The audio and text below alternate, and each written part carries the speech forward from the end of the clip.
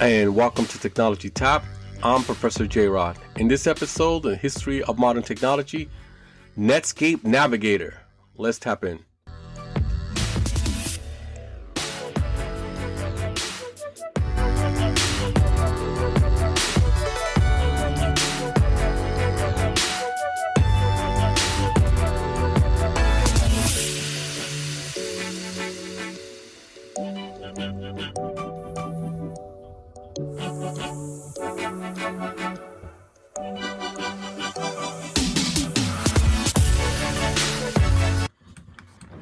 Hey, welcome to Technology Tap, Professor J-Rod. For those who don't know me, I'm a professor of cybersecurity, and I love helping the students pass their A+, Network Plus, and Security Plus, and Tech Plus CompTIA exams. But usually if you're listening to this, it's usually on a Sunday. On Sundays, I like to do the history of modern technology, when I do a little deep dive into the products, the origins of products that we used to use that we don't no longer use anymore. And just like history-based stuff, I like to consider myself an amateur historian. I love history. There's just no money in it. But I like to, do a deep dive into these different types of companies or devices that we use or used to use, just to give you a little bit of background of how IT worked back in the day. Now, this is going to be my last episode for the year. I'm going to take a 2-week break, but don't worry, you will still have episodes of Technology Tap. What I'm doing something special. I've done it before several times. Is that a little bit of background? I did my dissertation on podcasting, right? That's, when I got my doctorate, my dissertation was, using podcasting as a tool in higher education. That's the title of my dissertation. So in interviewing all these people who use podcasts for education in my dissertation, there was one teacher who says that at the end of the year, he gives his students an option, either do the final or turn a presentation that they've done early into the year into a podcast. So I've actually taken that idea, and in my security class that I teach every year, the final is either you write an essay on the topic that I give you, or the presentation that they had created in the semester, turn that into a 22-minute podcast and it's usually a topic about a company that has been hacked. So I've done that a few times. It's actually become very popular. A lot of people download it. There's one from Verizon that a lot of people have listened to. So for the next 2 weeks, after, today, if you're listening to this when it came out, this should be on a Sunday. So for the next 2 weeks, it will be 3 episodes of my students talking about a particular, hacking, a company that got hacked. So that should be great. It should be a good thing. It gives my students a little bit of exposure, and, saying that they were on a podcast. And it also gives me, a little bit of a break. I can rest and relax. And, this podcast business is this tough business. You don't put out stuff in a week or two and it goes down. I was doing very well, and then I had a death in my family. I had to go away and travel. I couldn't do the podcasting, and it goes, people just think that you stop doing it, so they stop listening. So it's tough. So you always, even when you're on vacation, you're not on vacation, right? You always got to keep putting out content. All right. Also, if you want to follow me on social media, on Instagram at Professor J-Rod, on TikTok at Professor J-Rod, I'm on Twitter at Professor J-Rod, on LinkedIn, just look for Professor J-Rod on the search. Also, if you want to buy me a coffee, because everybody who knows me knows I love coffee, you can buy me a coffee.com/Professor J-Rod. Now, for those of you who are educators, and you want to keep your students busy over the winter recess that is coming up, I have put in a student packet at my website, professorjrod.com/downloads, where on this particular episode, right, they can listen to it and then they can answer the questions or do the activities that are on the student worksheet, just to keep them refreshed, keep them busy, right? Don't let them sleep until 2 o'clock in the afternoon when they're on winter break. Give them a little bit of a break, right? But this is an easy assignment that they can do it. I've done it the last 5 episodes. This will be episode 6. This will be the 6th one that I'm doing. So if you this and the previous 5 episodes of Technology Tap, if you go to my website, you will see a student packet. So if you want to assign them 1 or 2 podcasts to listen to and then have them do the assignment, they can do that at my website, professorjrod.com. All right. Enough of the house cleaning. Let's begin. Netscape Navigator, the browser that lit the web on fire. Imagine it's 1995 and you just installed Windows 95 from a mountain of floppy disk. Your beige desktop hums like a small airplane and your computer proudly boasts 8 megabytes of RAM. You double click a strange new icon on your desktop, a blue-green N sitting on the top of a planet with a little shooting star swooshing overhead. Suddenly, a whole new universe appears on your screen, the World Wide Web. For many people, this was the first real wow moment online. That N icon, that was Netscape Navigator. Before Chrome, before Firefox, before even Internet Explorer really mattered, there was a browser that defined the early web, shaped how people thought about internet, spawned one of the most legendary IPO in history, and kicked off what we now call the browser wars. Today, we're going to spend some time walking through the rise, the range, and the dramatic fall of Netscape Navigator. How a group of young programmers at NCSA turned a student browser into a commercial powerhouse. How Netscape went from zero to Wall Street legend almost overnight. Why Microsoft decided to crush Netscape at all costs. And even now, even in defeat, Netscape's legacy lives on in Mozilla, Firefox, and modern web standards. So grab your retro beverage, Crystal Pepsi, Surge, or just a big mug of coffee, and let's boot up history. To understand Netscape Navigator, we need to rewind a bit, back before the 1990s browser boom, before the dot-com gold rush, back to when the web itself was just a quiet experiment. In 1989 at CERN, a British computer, Tim Berners-Lee, proposed a system for sharing information between researchers. His idea combined hypertext and networking into something that could link documents together across different computers. This became the World Wide Web. At first, the web was honestly not very exciting to look at. Mostly text-only pages, simple hypertext, blue and underlined.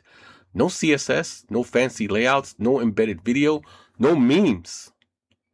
And if you wanted to browse the web, you needed the early tools like line mode browsers, which literally scrolled text line by line. Lynx, a text-only browser popular on Unix systems, or use other internet tools like Gopher, which organized information in menus instead of pages. Wow, I remember Gopher. So the idea of the web was revolutionary, but the experience was still rough around the edges. The turning point came in the early 90s at the National Center for Supercomputing Applications at the University of Illinois Urbana-Champaign. A young programmer, Mark Anderson, along with Eric Bina, and a small team began working on a new kind of browser. The browser was called Mosaic. What made Mosaic so special? 1. Graphics. Mosaics could display text and images together on the same page, not just as separate downloads.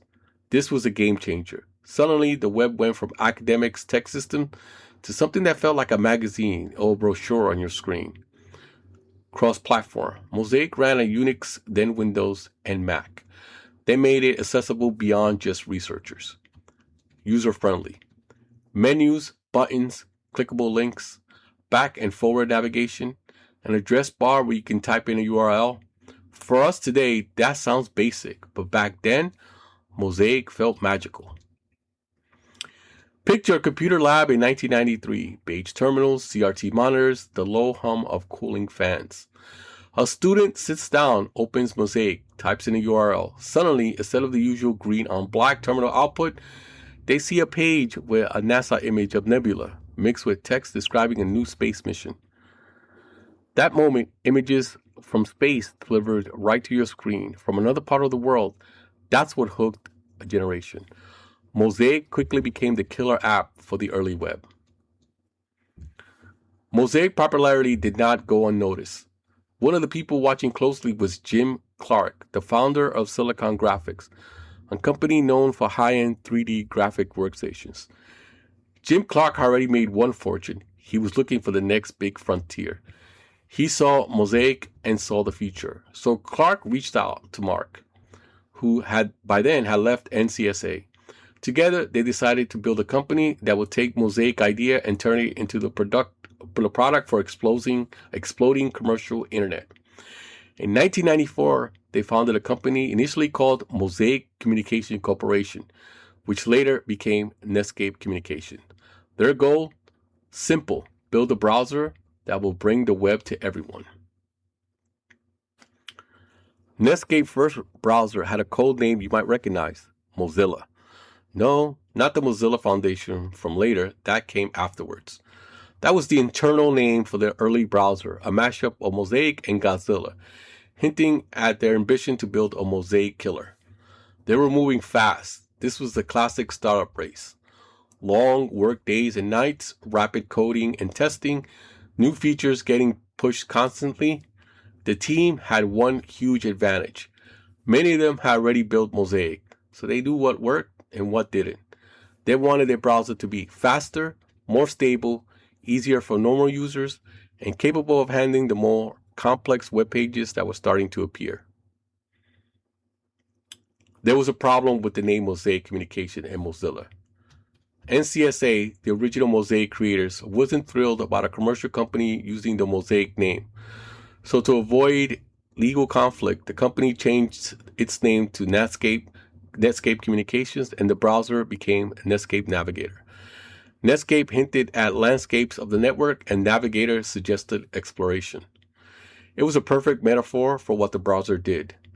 It allowed you to navigate the strange new world of the internet. Imagine you're in 1994 and somebody says, "Do you have Netscape on your machine yet?" They're not talking about some optional tool. They're talking about your ticket onto this new global information highway everyone's suddenly excited about.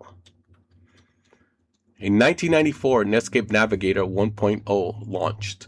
Some key traits made Navigator stand out. Speed. It was noticeably faster than Mosaic, especially on slow connections. Progressive rendering. Pages would start to display as they loaded, instead of waiting for the entire page to download. Better support for multimedia elements, images, forms, and the early building blocks of interactive websites.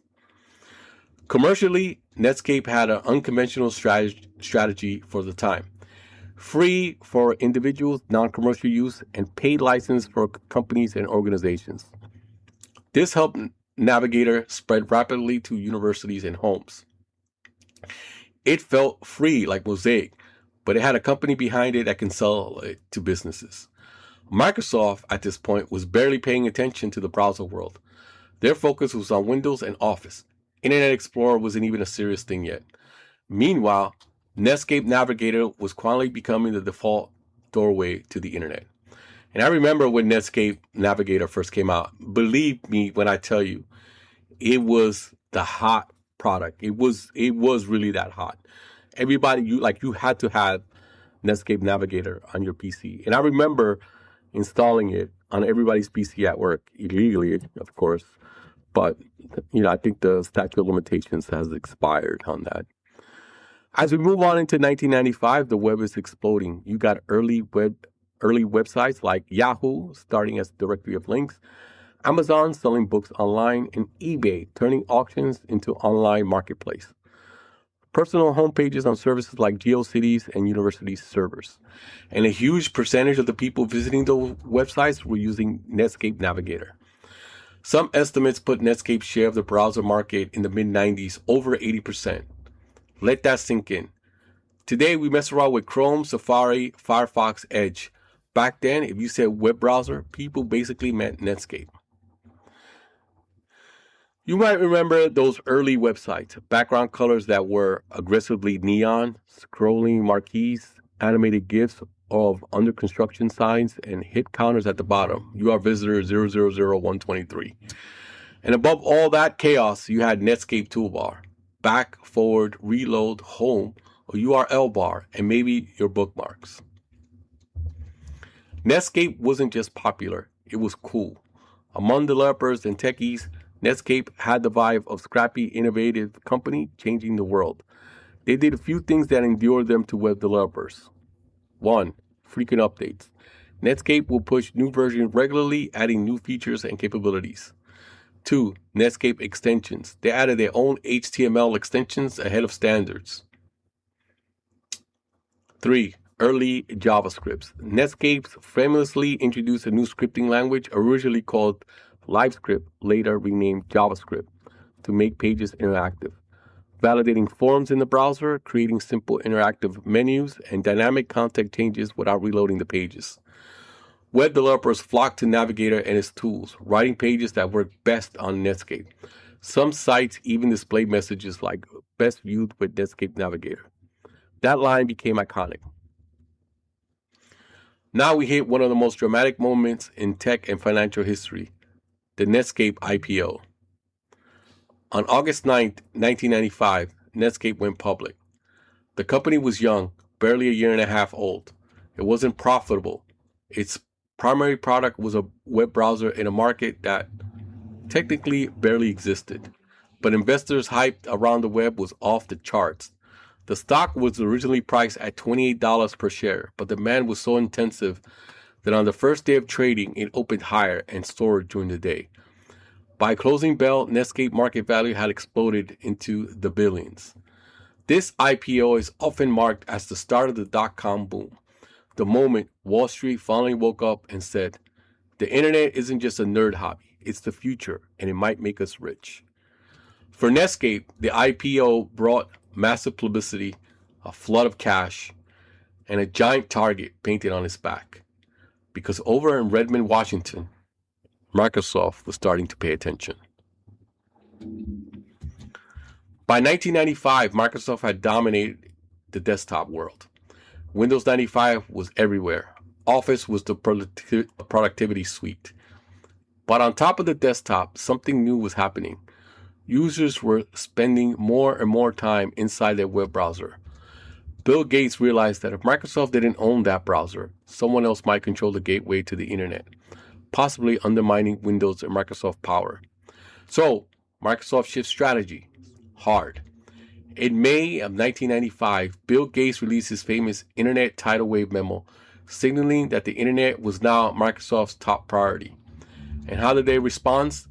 They licensed a browser called Mosaic from another company and integrated it and launched Internet Explorer 1.1 as part of the Microsoft Plus pack for Windows 95. At first, IE 1.0 was not impressive. Navigator still clearly led in performance and features. But Microsoft wasn't planning in casual competition. They were preparing for an all-out war. Over the next few years, we enter what history known as the browser war. Here's how the battle played out.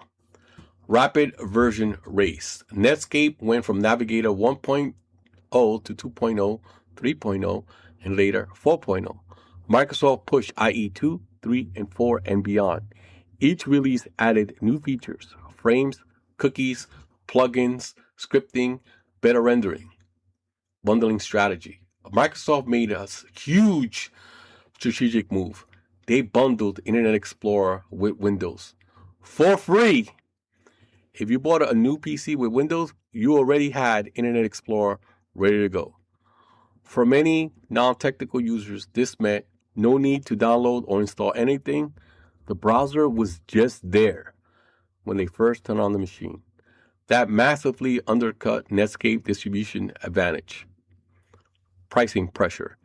Netscape still charged companies and OEMs in various ways for Navigator. Meanwhile, Microsoft was effectively giving away IE as a free component of Windows. Developers caught in the middle. The companies began implementing web features that weren't standardized, leading to sites that work best on Netscape or other sites that work best on Internet Explorer. For users, this competition meant rapid innovation, but also frustration, crashes, glitches, best viewing banners, and that one plugin your browser didn't support. But underneath the chaos, Microsoft's bundling strategy was quietly tilting the battlefield. To respond to the challenge, Netscape tried to evolve Navigator into something bigger. They introduced the Netscape Communicator, a suite that included the Navigator browser, email client, newsgroup reader, and web page editor called Composer. The idea was to offer a complete internet suite, everything you need for the online world. But this had some side effects. The software became heavier, more complex, and slower. Development grew more complicated. Bugs and performance issues crept in, especially in later versions like 4.0. For users on slower machines or dial-up, that bloated mattered. Meanwhile, Internet Explorer, especially by version 4 and 5, kept improving speed, integration with Windows, and compatibility with popular websites. Netscape was in trouble, even if it wasn't obvious at first. Microsoft's aggressive tactics didn't just hurt Netscape market share, they attracted the attention of regulators. In the late 1990s, the United States Department of Justice, along with several states, filed an antitrust lawsuit against Microsoft. A big part of the case centered on Microsoft bundling Internet Explorer with Windows, pressure on PC manufacturers and partners to promote IE over Netscape, and actions that, according to the federal government, were designed to suppress competition in the browser market. Netscape became a central character in these proceedings, the scrappy innovator allegedly being crushed by Giant abusing its monopoly. For a while, it looked like Microsoft might face severe penalties, possibly even broken up. Although that breakup never happened, the case changed how people thought about platform power. And the browser war was a key example used in later discussions about tech monopolies. By the late 1990s, Netscape's once dominant position had eroded. Internet Explorer's market share climbed steadily, especially because it came pre-installed on almost every Windows machine. It was good enough for most users.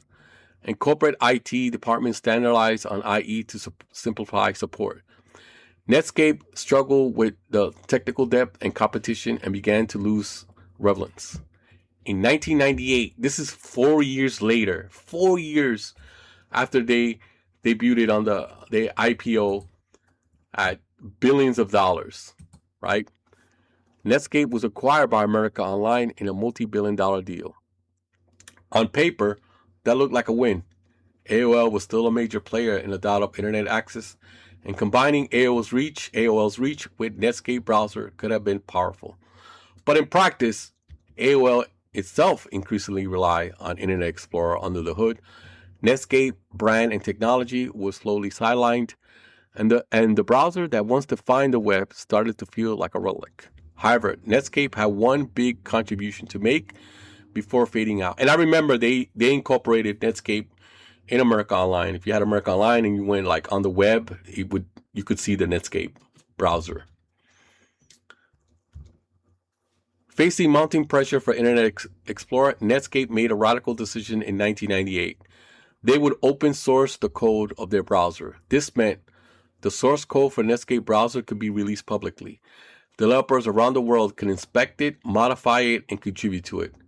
A new community-driven project would grow from its ashes. The project was called Mozilla. The name Mozilla was brought back as the identity of the open source effort that could build a next-generation browser engine and suite. At first, the project focused on building a new layout engine called Gecko, designed to be fast, standards compliant, and cross-platform. Progress was slow. Rewriting a browser from the ground up is not easy. But Mozilla became the seed for something bigger. Within the Mozilla project, there was an idea. Instead of shipping huge all-in-one suites, what if we had a lean, fast, standalone browser? That experiment was called Phoenix. later renamed Firebird, and eventually Firefox. Firefox focused on speed, simplicity, standard compliance, and security. Sounds familiar? These were the same qualities that once made Netscape Navigator so appealing. By the mid-2000s, Firefox became the main alternative to Internet Explorer, reclaiming meaningful browser market and pushing the web standard forward. So while Netscape Navigator itself faded away, its DNA lived on in Firefox and other modern browsers. Netscape Navigator's story isn't just a tale of one browser. It shaped the internet era in several deeper ways. The browser as a platform. Netscape helped establish the idea that the browser is a software platform in its own right, not just a viewer. This thinking paved the way for web application, software as a service, and the modern idea of doing everything in your browser. The web startup model. Netscape's rapid growth and legendary IPO became a template for the internet startups. Rapid user growth, eyeballs as values, and tech-driven IPO hype. Open source and standards. Netscape open sourcing of its browser code helped strengthen the open source movement, encourage standard-based web development, and push back against proprietary lock-in. Lessons in competition. The browser wars between Netscape and Microsoft became a classic business school case study of platform dominance, bundling strategies, and antitrust scrutiny. And for everyday users, Netscape Navigator left something more emotional. The first feeling of typing a URL, hitting enter, and watching an entire world unfold on your screens. Let's pause for a minute and think about your first time online. Was it a school computer with Netscape Navigator as the only browser, a dial-up connection at home where you had to ask other people not to pick up the phone, a library computer where you were allowed 30 minutes and you spent it looking up cheat codes or banned lyrics? For millions of users, that memory is tied directly to Netscape Navigator. The icon, the sound of the modem, and the mysterious field labeled locations where you typed in web addresses. So where does our story leave Netscape Navigator? The icon is gone from our desktop. Its market share vanished into the history books. The brand lives on mostly as a nostalgia reference for early web users. But its influence is still very much alive. The idea that a browser could be a heart of your computing experience, the culture of fast-moving web startup chasing innovation, the concept of open source browsers like Firefox and Chromium, the push for web standards that let us build rich cross-platform apps. Netscape Navigator lit the world on fire. It took the World Wide Web from a research tool to a mainstream phenomenon. Even though it lost the browser wars, its code, its people, and its ideas helped shape the internet we use every single day. So the next time you open up your browser, whether it was Chrome, Firefox, Safari, or something else, remember, there was once a simple icon with a big N that stood at the doorway of the digital world. For millions of people, this was the first step they boarded to sail the strange new seas of the internet. I'm Professor J. Rod. Thanks for listening to Technology Tap. And as always, keep tapping into technology.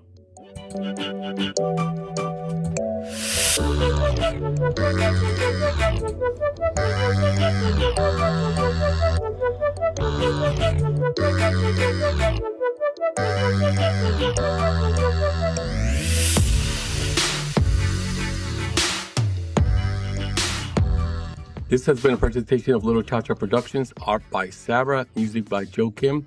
We're now part of the Pod Match Network.